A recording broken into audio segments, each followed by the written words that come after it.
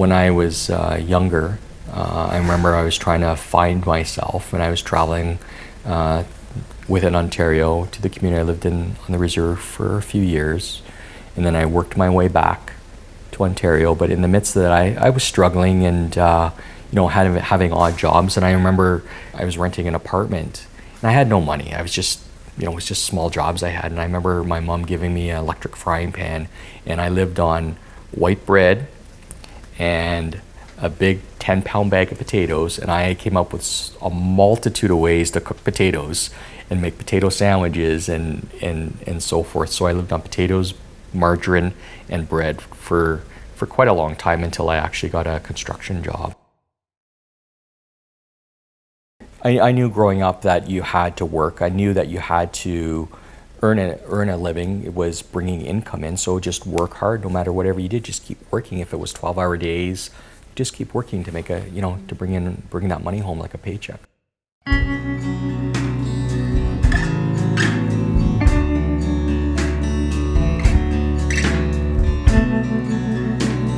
Wow, it's pretty amazing. I'm not a retail person. I'm not a salesperson, but I'm very much a visionary. I'm very much a storyteller. I'm very much a person that resonates passion for my community.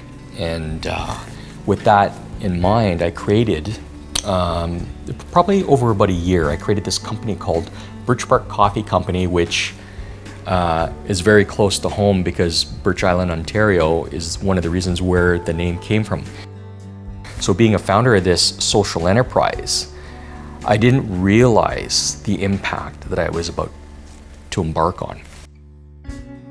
So I created the coffee, but it had to be meaningful, because when I believe in something, and because of being a First Nations entrepreneur, it had to be tied into a purpose. And when I looked at this social enterprise, I had known about the boiled water advisories, but I did not know the extent of it and how really bad they were until I started doing a lot of research and investigating and just a lot of reading. There's some people in communities, some kids that have been brought up 14, 15 years old that have never seen a clean glass of drinking water. Some of them have been brought up on plastic water bottles.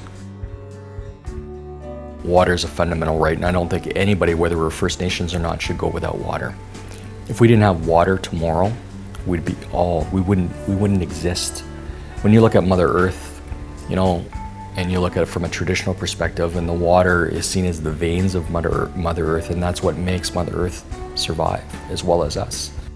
Putting into perspective, there's maybe 635 communities across Canada. I can't fix the water plants. I don't have the money or the means to do that. But my integrity for my community is very important. And when I say that I'm going to do something, I'm going to do it. So I'm bringing clean drinking water with the best means I know through the platform of my coffee to be able to purchase home-based water purifiers so I can have my communities have clean drinking water. And I guess with that purpose in mind, the end result of what I want to see is bringing smiles to people's faces. For some that have never had a clean glass of drinking water. The water is very important in our communities.